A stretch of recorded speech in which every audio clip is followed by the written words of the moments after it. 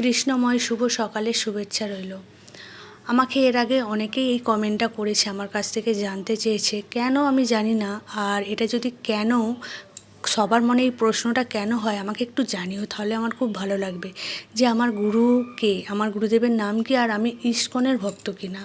এই প্রশ্নটার সম্মুখে আমাকে বহুবার হতে হয়েছে, কিন্তু কেন আমি এটাও সেই আজ থেকে 4 বছর ধরে আমি ফেসবুক জগতে আছি, সেই তখন থেকে এখনও পর্যন্ত আমাকে কেউ না কেউ বলে যায়। তো যাই হোক, আমার গুরুদেবের নাম প্রণব শ্রী শ্রী শ্যামসুন্দর ঠাকুরজি মহারাজ। আর তোমাদেরকে আগের ভিডিওতে আমি আমার হাতে কি হয়েছে ওটা দেখিয়েছি। আমাকে অনেকে জিজ্ঞেস করে যে দিদিভাই, যে কোনো কর্ম করতে করতে হয়তো দেখেছে, তো বলছে দিদিভাই তোমার হাতের ওখানে কী হয়েছে, তো কী হয়েছে আমি সত্যি জানি না গো, হঠাৎ করেই এটা হয়েছে। অরূপ সর্দার আমাকে কমেন্ট করেছে, আপনি কি জানেন বিবাহিত মহিলা একাদশী করা নিষিদ্ধ, এতে স্বামীর আয়ু ক্ষয় হয়।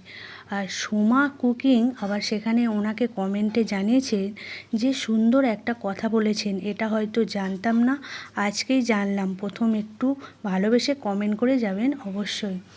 তো আপনারা আপনাদের মতামতটা জানিয়েছে, এটা তো সম্পূর্ণ ভুল তথ্য দিয়েছেন, সবার মধ্যে কেন ছড়িয়েছেন আমি জানি না।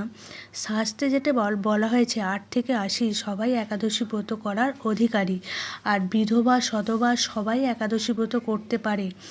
আপনারা কোথায় থেকে পেয়েছেন, আপনাদের গুরুই বা কে, আর কোন শাস্ত্রে লেখা আছে সত্যি আমার জানা নেই।